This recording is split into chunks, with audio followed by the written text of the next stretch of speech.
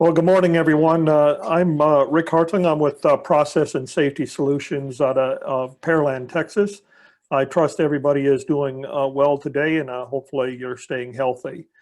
Today's webinar is really a continuation of those items that we've been going through over the past few months. And we've entitled this series of webinars, The Road to Continuous Improvement.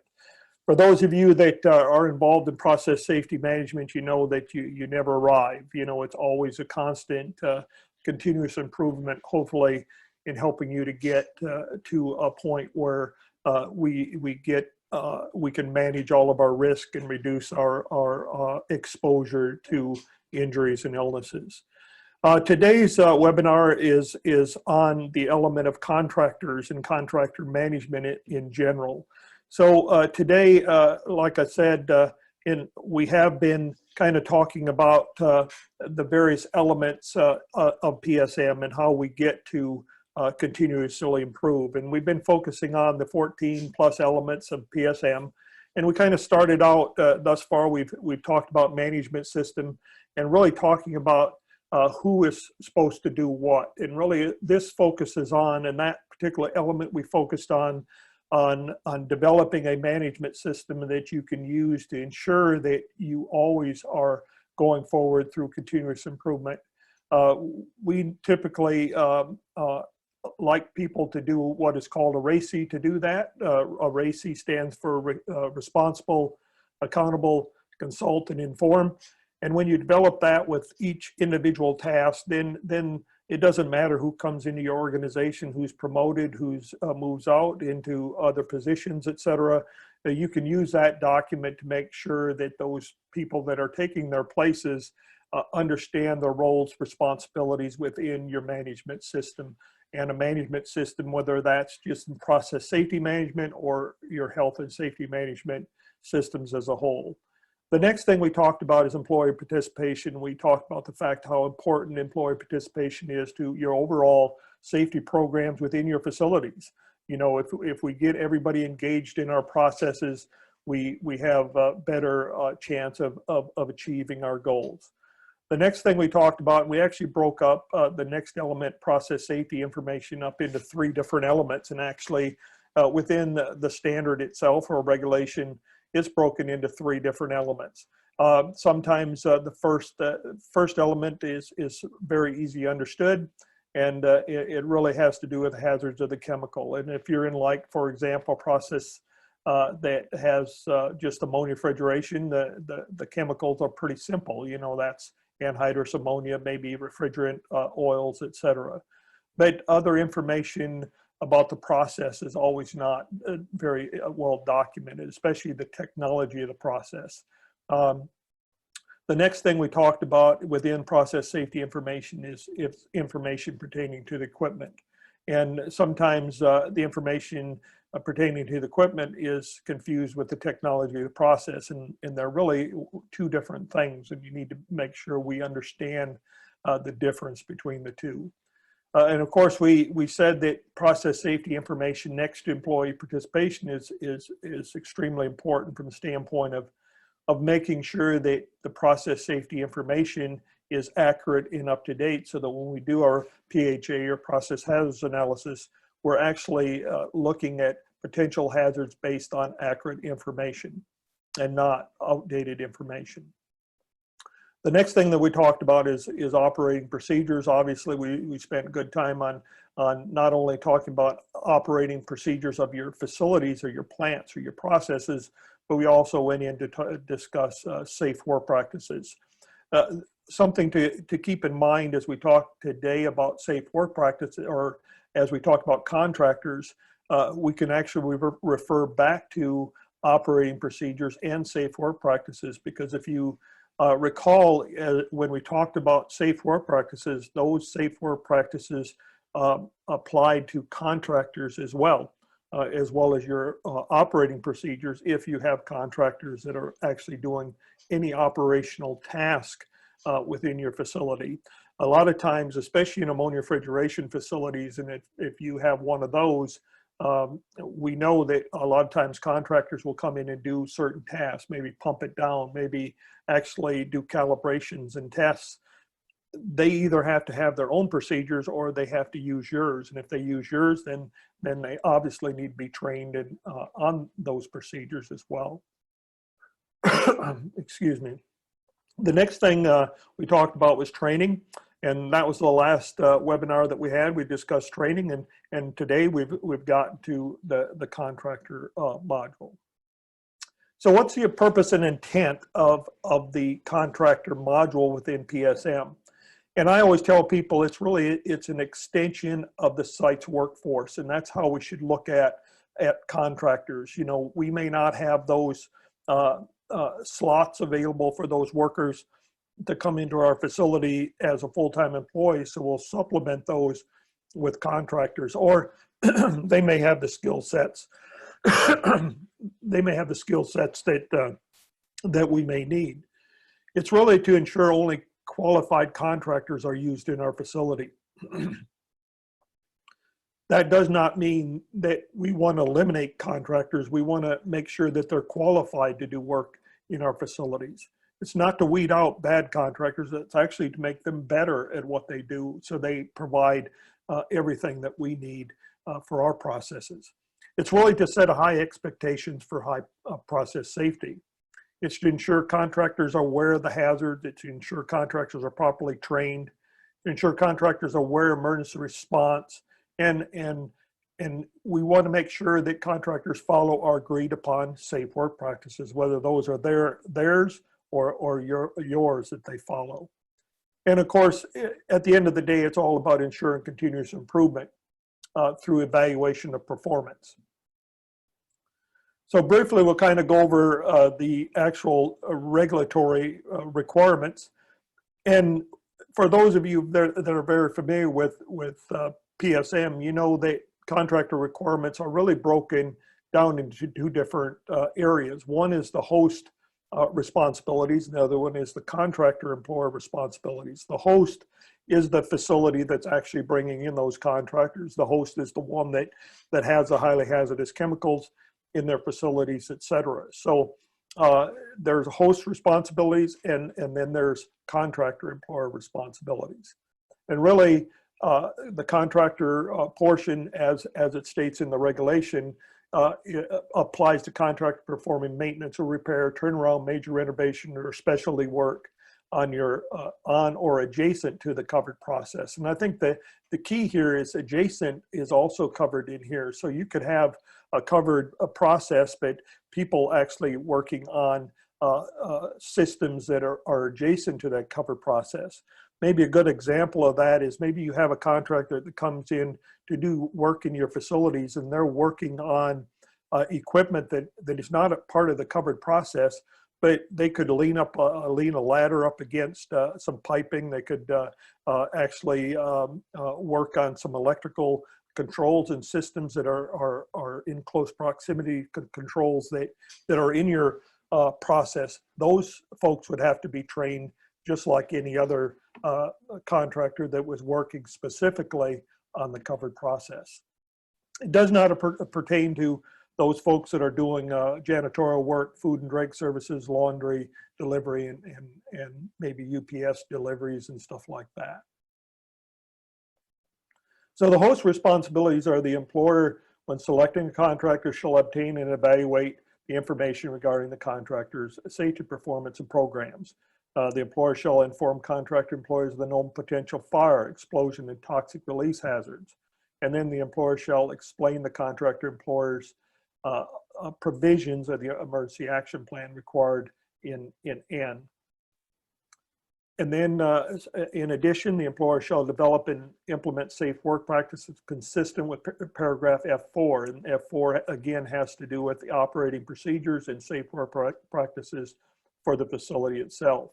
It includes, but is not really limited to, the control of entrance, presence, and exit of contractor employees and contractor employees in the covered process areas.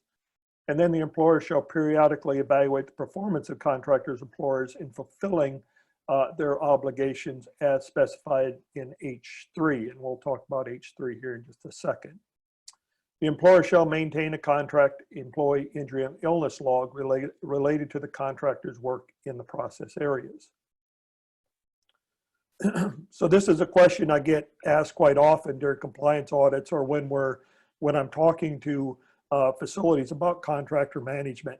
And here is a statement from that you can use, and typically this is something that OSHA will go by. So as a general matter, each employer is responsible for the health and safety of his or her own employees. However, under certain circumstances, an employer may be cited for endangering the safety of another's employees. In determining who to hold responsible, OSHA will look at who created the hazard, who controlled the hazard, and whether all reasonable means were taken to deal with the hazard. And that's really what we're talking about here today. We're trying to determine and make sure that you're providing all of the means that are necessary to deal with any potential hazards that you have in your facility, and making sure that your contractors and their employees are aware of those hazards and how to deal with those. So when we talk about safety performance, especially when we're talking to contractors and looking at contractor, not only qualifying those contractors to work in our facilities, but evaluating their performance in general, it must never be measured by written programs or training certificates alone. And if that's what we're doing, essentially we're missing the mark.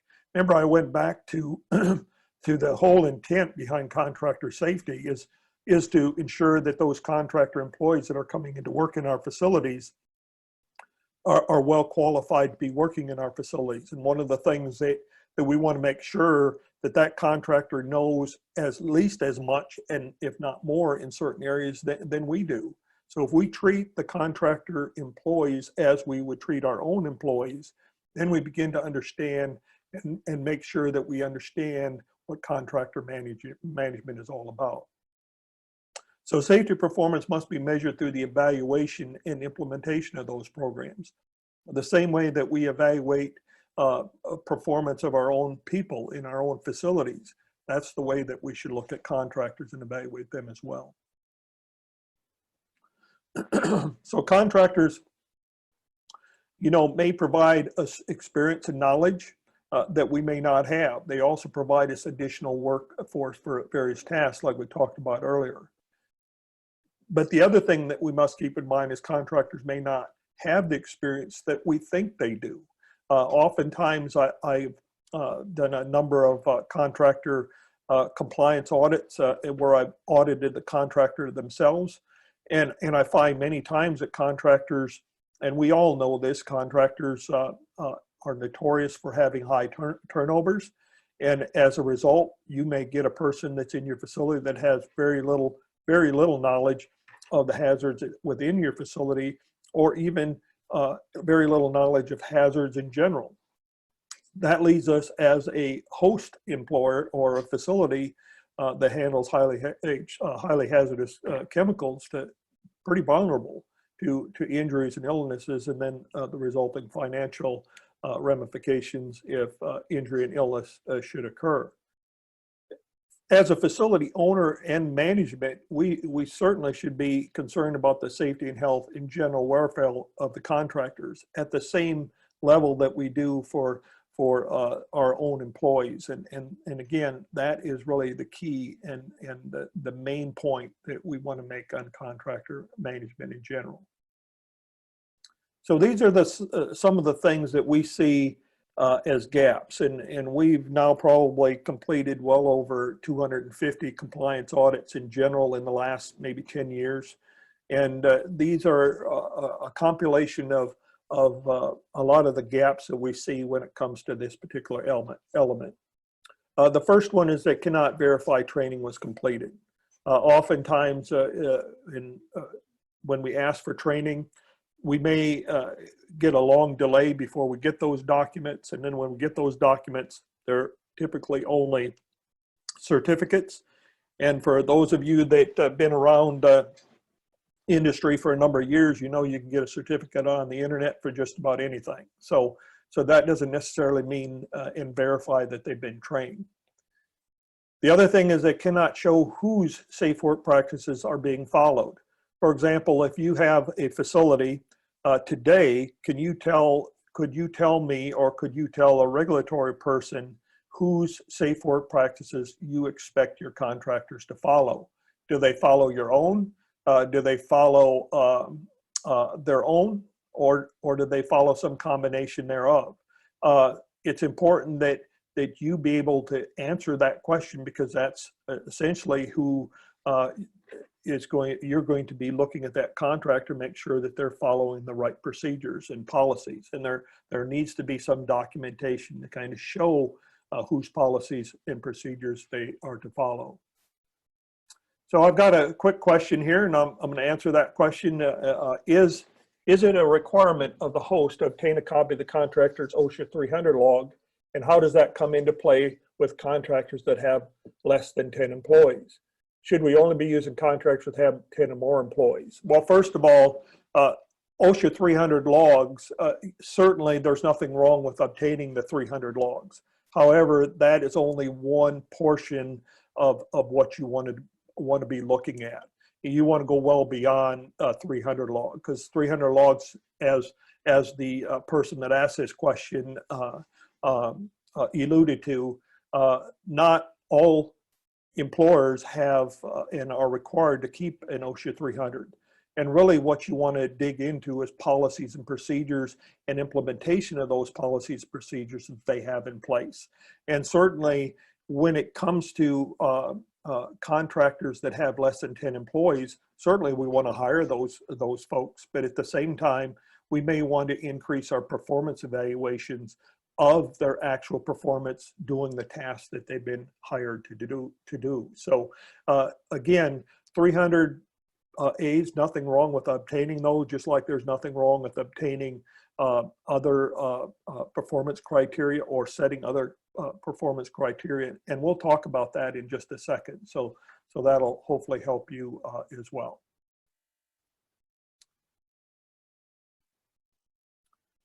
So I'll go back to there just a second, getting away from me. So a lot of times also there's no verification of understanding a site-specific training. So on hazards and emergency response. And we're going to talk about how training should be done here in just a second, but oftentimes most facilities will do some type of site-specific training, whether that's instructor-led, somebody actually sits down and goes through the various portions of site-specific hazards and emergency response, or if it's done in a video or something to that effect. It needs to be followed up with some type of verification of understanding that they actually understood the information that you provided. The other thing we see is performance evaluations is weak or non-existent. So when we talk about performance evaluations, there's really two parts of that. One is actually evaluating the performance of the contractor employers doing the task on site, but the other is the performance evaluation of the contractor as a whole. Let's take the one, first of all, the contractor employees. So the contractor's employees, let's say they're on site, they're doing hot work in your facility. You go up and you do an evaluation. A lot of times what we see is those evaluations are so simple. For example, did the employee have their glasses on, safety glasses on? Did the employee have all the right PPE in addition to glasses? And pretty simple sort of questions rather than dig a little bit deeper. For example, you could have asked, and they could have asked, what is the duties of the fire watch? And actually walked up to the fire watch and what are your responsibilities and what are your duties? Can you tell me where the hot work permit is located? Do you know how to sound the alarm in case that fire goes beyond what you can control, the incipient stage, etc.? Now we're starting to ask a little bit tougher questions, and we're going to actually force that contractor to start learning and understanding that they need to be able to respond in the correct way, or provide more training, or find another contractor to do that work.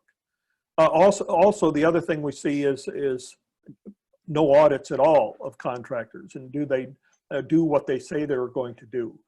For example, You may have a contractor that provides you documentation on their health and safety programs. They may have provided you work on their energy control, assuming that they're following their energy control programs.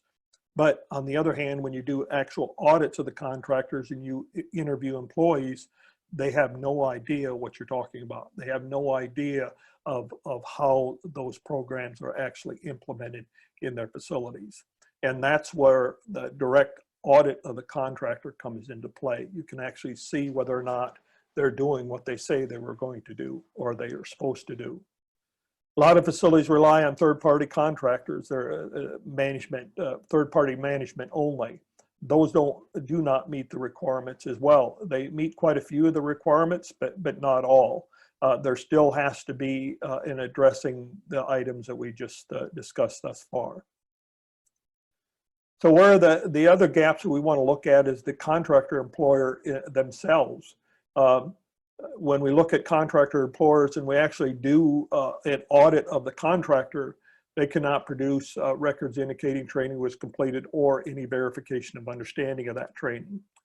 They cannot produce evidence provided for the programs were actually implemented. For example, we just had an audit not too long ago of a contractor that provided a safe and health management system to our client. And when we asked the ES&H person about the program, they had no idea what we were talking about. And in fact, when we researched it for a little bit further, we had found that they just submitted one because it was part of the requirement in order to get work. So we want to make sure we're auditing those contractors, make sure they're actually doing what they say they were going to do, not just providing us documentation. We talked about earlier that high turnover in contractors. It gives us some idea of the level of safety knowledge those employees have. And the only way you can get that information is through interviews with the contractor employees and sitting down with those employees through an interview process and asking those questions regarding various parts of their safe work practices, process safety knowledge, et cetera, is what we need to be able to do to determine that level of knowledge. Also, training awareness. Training is only at the awareness level only. We find quite often that contractor employees that are doing energy control or lockout tagout in facilities, that when we do audits of their training, we find that they only have been trained at the awareness level and not at the authorized or not at the correct level needed for the task that they're performing. So if they're coming into your facility and they're exposed to lockout tagout or they're actually participating in energy control, they need to be trained at levels above and beyond that of an awareness only. And then, of course, just plain lack of understanding emergency response procedure and who to ask if they have any questions regarding those. A lot of times, emergency response is covered in a site-specific, but nothing specifically addresses where do they go in an event of emergency, how are they accounted for, how long are they supposed to stay at those places of accountability as well, and who can release them, et cetera. They're not released to go home or go back to their place of employer. So how do we address those gaps? And really, this is really the crux of everything. It's first of all, we need to determine our minimum contractor approval criteria. And that's something that you as a facility have to sit down and decide what are those things that we expect our contractors to abide by? What are those things that we're going to measure in terms of their performance? And what kind of performance do we expect? We need to be very specific and not generic. A lot of contractor policies and procedures are almost duplicates of one another. So I know that when I look at a lot of contract performance contractor policies, they were actually probably borrowed from somebody else, which is fine, but you have to also make sure that they're specific to your facility as well. And then you need to communicate those expectations clearly to the contractors that are actually going to be involved in your processes. A lot of times when we audit contractors, they will say, well, I didn't know what the expectations were, unless there was a third party involved. That even then, the documents that were actually provided don't really help to communicate safe work practice information, et cetera. You should also develop some key performance targets and goals. What do you want your contractors to achieve? What are their goals in terms of injury and illness and knowledge and experience, et cetera?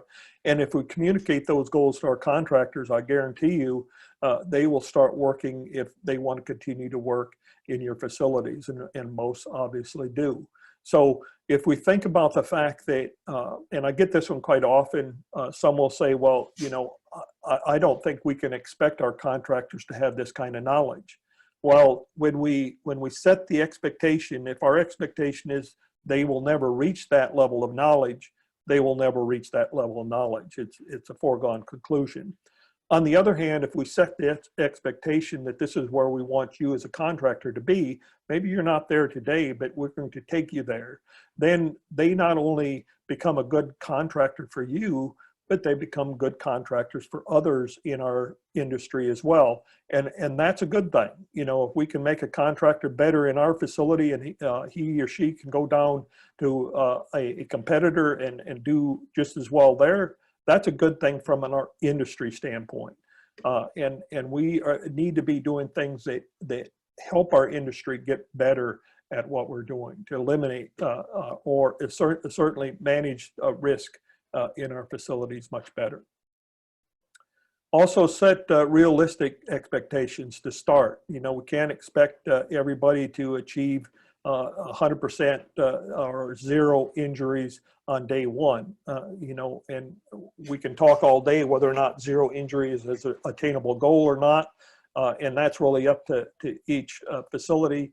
But we only get there and then get closer there if we start managing risk better.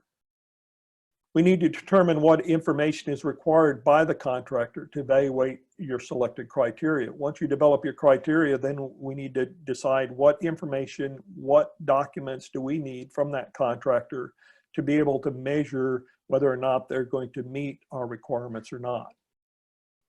And then we need to determine what written programs are needed. Some we need to provide to the contractor. What is provided by the contractor. There should be two different documents there. So if we're expecting our contractors to follow our procedures, our safe work practice procedures like lockout, tagout, confined space, certainly control of entry into the facility, we need to be providing that documentation to them so that they can train their employees on those specific policies and procedures.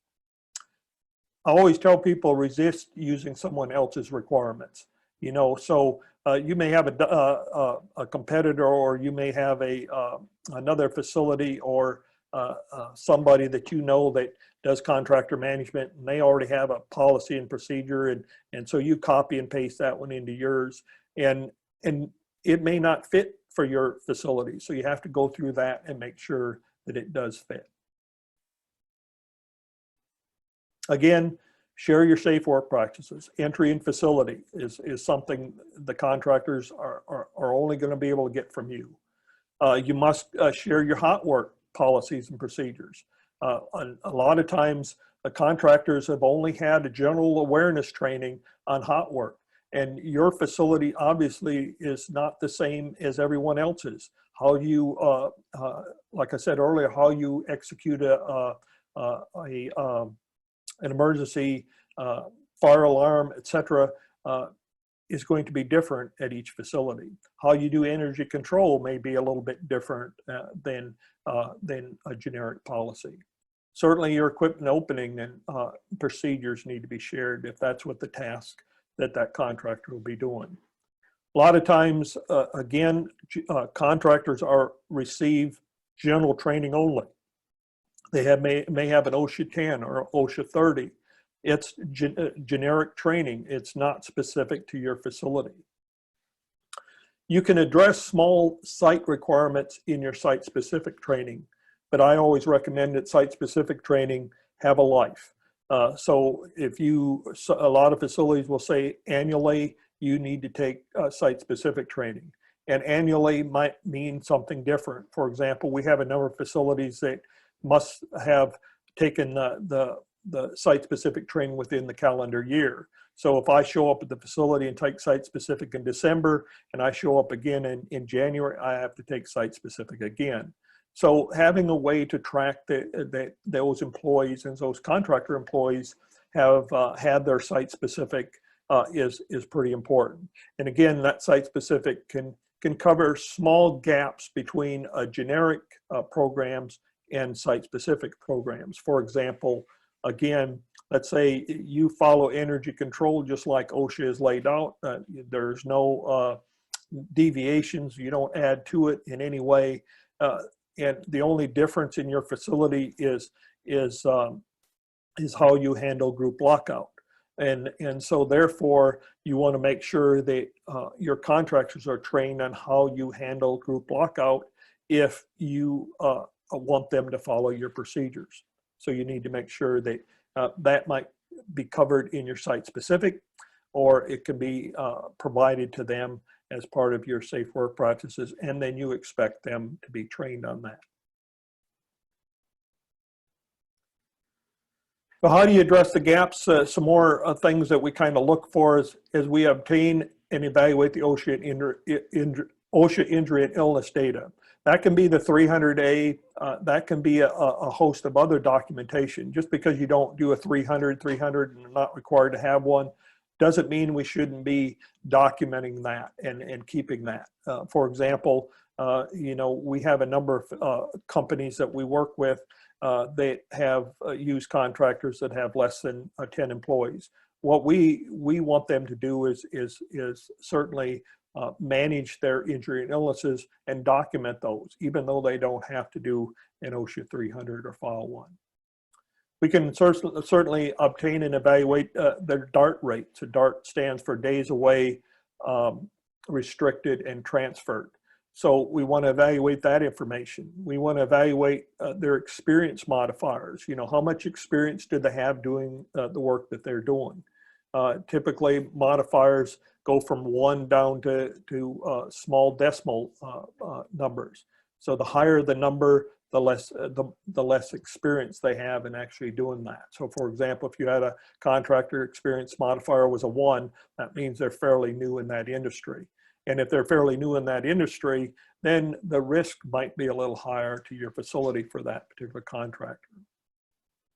Always require liability insurance. You know, I still go into facilities where they don't require their contractors to have liability insurance, and at this day and age, I think it's pretty important that they have at least some level of liability insurance. In some cases, it may be professional liability. In some cases, an umbrella to cover other liabilities that would normally be covered in your basic general liability. Again, share and compare safe work practices, policies, and procedures if it's appropriate. Obtain and evaluate safety and health management systems. So if they have a safety and health management system that they're required to provide, we should not just be asking for it, but we need to evaluate to determine whether or not it's meeting the requirements that we have set forth. The next thing is, and I shouldn't have to put this down here, but I see this quite often, is to review the provided information. So if a contractor goes through all of the hassle of uploading documentation, sending you documentation on their health and safety programs, OSHA injury illness rates, et cetera, and we don't do anything, we don't even look at it, then that's really a waste of your time and theirs as well. So make sure we're reviewing that information, make sure that, and then score the performance of the contractor. So have some type of scoring program.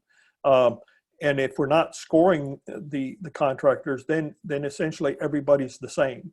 And what will never get better if we're not looking at ways to improve that contractor. And that can be based on that scoring system that you develop.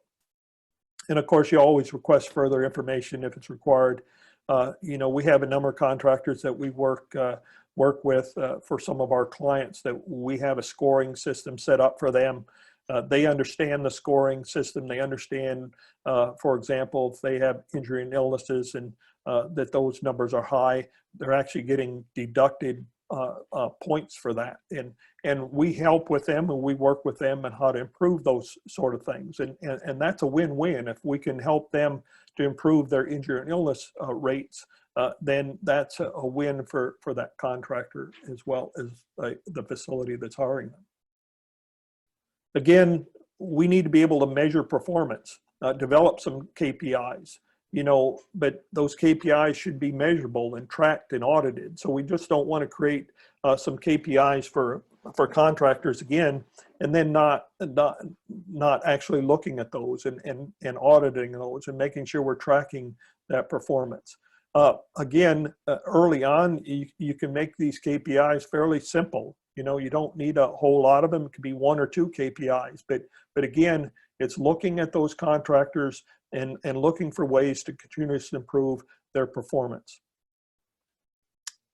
So one of the things I want to talk about now is some of the best practices. Now, there's going to be different things in here that may appeal to each of you as you do your contractor management. But each of these have been tried and verified that they actually work and can really improve your contractor safety performance. Is first of all, take advantage of available tools. There's a lot of different programs out there that you can actually use to manage contractors. And I'm not talking about third-party contractor management here. I'm really talking about, just, some simple tools. For example, we have a program that we use to help manage those programs and make sure that we're given all of the information to reduce the actual amount of time that our clients are spending in managing their contractors. A lot of your third parties will actually charge the contractors just to upload that information. Well, and again, if you have small contractors, they don't want to pay $1,000, a couple $1,000 a year just to provide you information. There are other tools out there that can help you as well. And don't make an evaluation become just a checkbox event. What I mean by that is if you have a contractor management program that and that OSHA PSM requires that I have a contractor management program, just have one, and we check all of the boxes off that we've done all of these things and we're good with that, then you're not really managing contractors. You're not concerned about the health and safety of those contractors' employees. And you may not be really focused on continuous improvement. And that's what we're really looking for again. Not only in the programs that we develop and the criteria that we create, but also when we're looking at performance and making sure that our contractors are continuing to get better at what they do and provide us. Training, again, when we go back to training, we must include the known potential fire and explosion hazards. Again, this can be something that is done during the site-specific training, and then also same way with toxic release hazards and of course the provisions of your emergency action plan. But it must be accompanied with some evaluation of understanding. Must be more than certificate. So making sure that your site-specific handles these particular items specifically, and make sure that you have something in place to verify that they actually understood that. A lot of times what we'll do within the actual site-specific training that is provided at the end, there'll be a quiz of some sort, and we ask specific questions about, do you know where the emergency muster points are, gathering points, or assembly points? Can you verify where they're at? What are the toxic release hazards? Where is the emergency action plan located? And who do you ask if you have any questions regarding it? So those are the kind of questions that you can ask to verify understanding, not that they just showed up, took the quiz and went on. Performance, again, as we're evaluating performance, it should really be based on, frequency should be based on their actual performance.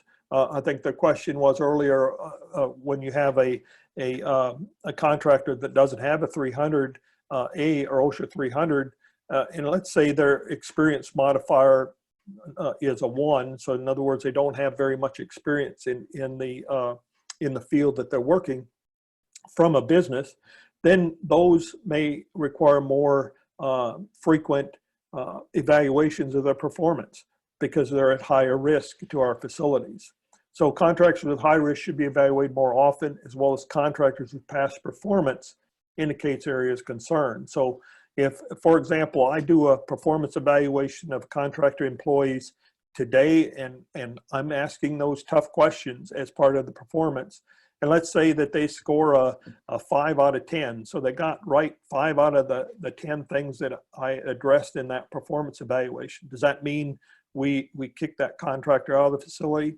No, it really shouldn't, depending on really what it was. But really what we should be looking for is ways to improve that. There could be a number of reasons why that contractor employee failed in those 5 areas. One, it could be the training. 2, and even with the training, there can be other things within that training that need to be addressed. It could be the trainee. You know, sometimes my training doesn't exactly hit home where that training needs to be directed. Maybe it's the way I delivered it. Maybe it's the way I gave the examples, and it's just the way I taught it. Maybe it's also their level of understanding of the language that the training was provided in. For example, we have a lot of contractor employees that their primary language is not English. So we need to be able to make sure that they are being trained in their primary language. So that can be another issue that would need to be addressed. Performance evaluation should not be set on a frequency with no regard to risk and performance. And that's really what we want to get hit home here.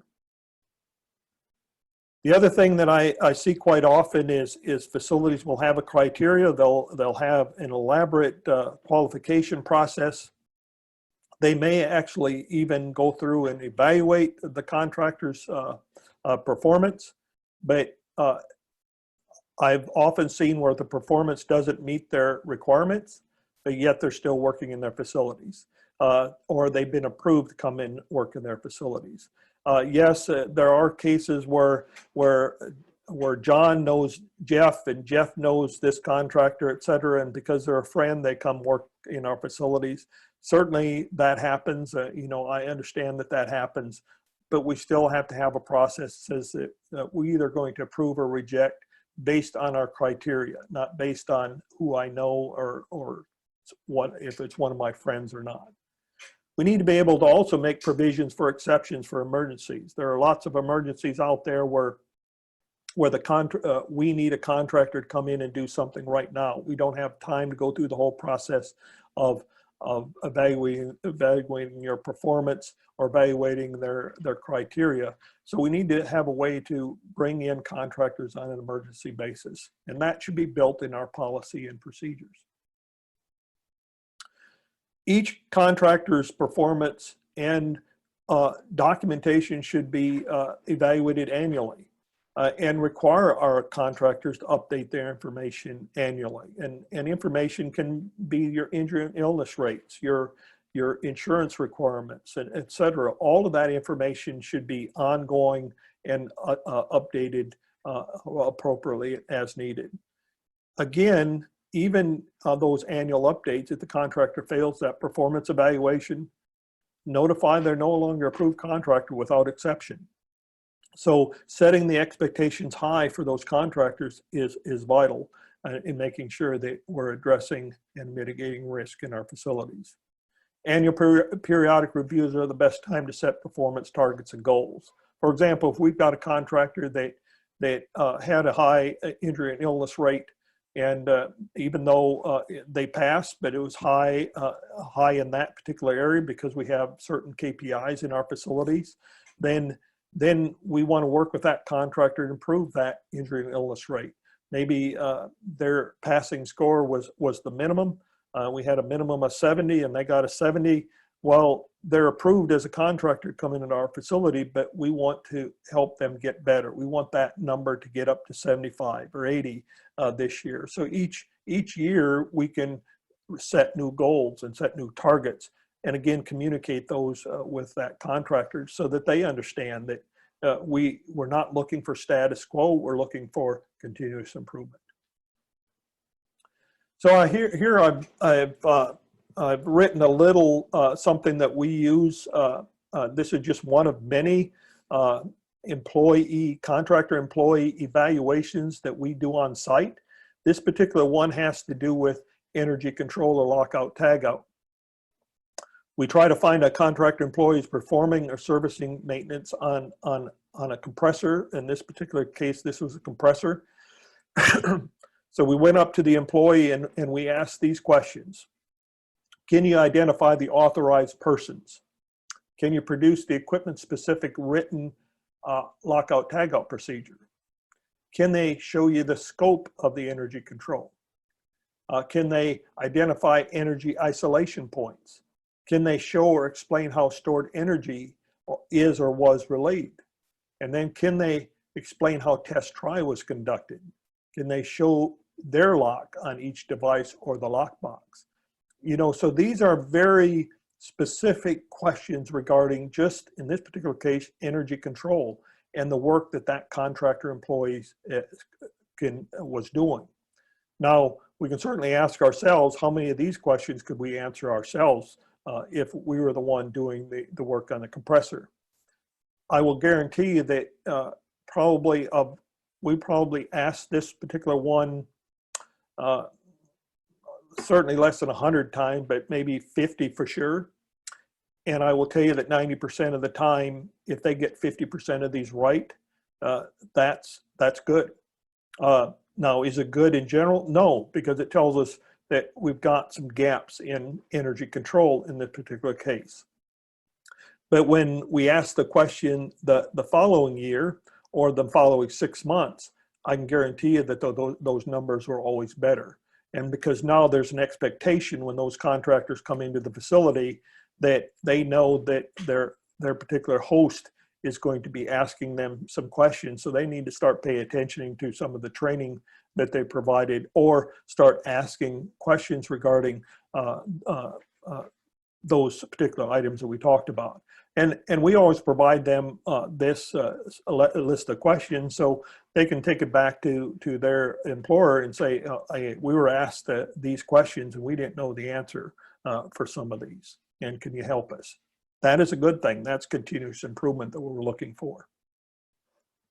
So the next steps is really, to develop your sites or facilities requirements and criteria, your policies and procedures. If you don't have those, or if they're weak, or if there needs to be some improvement to those, certainly now is the time to start doing that. Decide whose safe work practices are to be followed, if they're yours or the contractor can use their own. If they're going to be one or the other, make sure that you're doing some sharing and comparing to make sure that that's exactly what you want in your facility. And then decide what training is to be required for each craft. For example, if you have people coming in to do energy control in your facilities on your covered process, then the training that they're going to need is going to be much more than a person that is going to come in and do cleaning in your facility at night. And that's all they're doing is cleaning equipment, or they're doing something that they may only need an awareness level type training on. Develop the key performance requirements. What is pass fail? What are those criteria that are important to you as a facility to determine whether or not contractor is approved or not approved in your facility? And then communicate those to existing contractors. So if you have existing contractors in your facility and you update that policy and procedure, then communicate that to those employers so that they understand clearly what those expectations will be, and then how you're going to get them there. Maybe some of those existing contractors don't meet that criteria right now. So you need to help them, or you can help them to achieve that, or they can certainly decide we don't want to be a contractor in facilities if you're going to require us to do this. That might be okay. If your criteria is what you want it to be, then those contractors need to live up and abide by that procedure and policy. And of course, review performance against your KPIs. So develop those KPIs and then review performance against them. If they're not meeting those, and then you need to decide whether or not they need to be removed as a contractor in your facility, or if there's any work that you can do to help them get to where they need to be. So we need to be doing continuous improvement through audits and reviews. So just because the contractor is approved to work in your facility today, that doesn't mean that tomorrow they're actually going to still be qualified. There's a number of things that can occur to contractors that no longer make them qualified. For example, we have contractors in some facilities where their manager or supervisor has left, and that was the person that had all of the knowledge and experience would really help the employees understand what their requirements were. So when now somebody else comes in and doesn't understand those requirements, and they can expose you to risk. That's why that performance evaluation and making sure that we're being hard on those contractor employees to make sure that we're raising their knowledge level as we go. Even though we're asking tough questions, it's not to remove them from a facility, it's to see and evaluate their knowledge and what they really know about process safety and safety in general.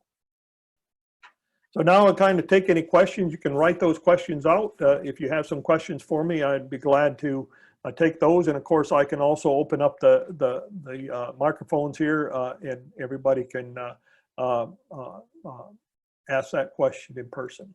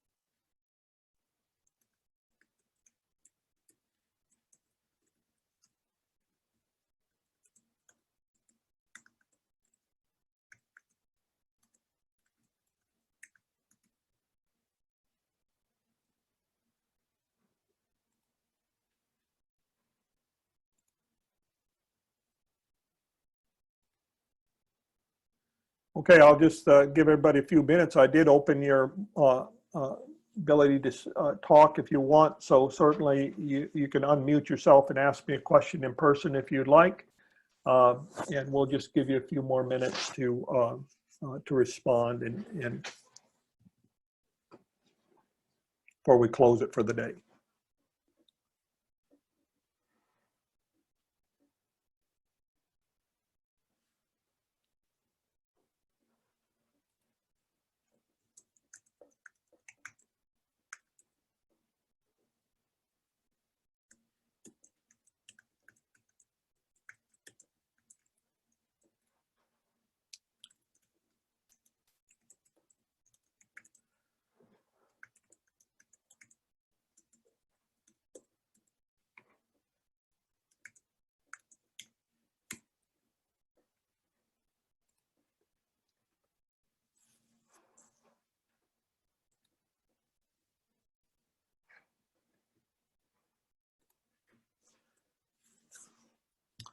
Okay, so I hope you enjoyed today's webinar and session on contractors. And next week, or I'm sorry, not next week, but next month, we'll be discussing pre-startup and safety review. Now, one of the things that I want to preface this with is even though pre-startup safety review is the next element, I typically, when I do PSM training for a lot of facilities, I actually combine management of change with pre-startup and safety review, because I and we believe that they go hand in hand in a lot of ways. But if we understand how the PSM regulation itself was kind of laid out, we can understand why pre-startup and safety review would be next.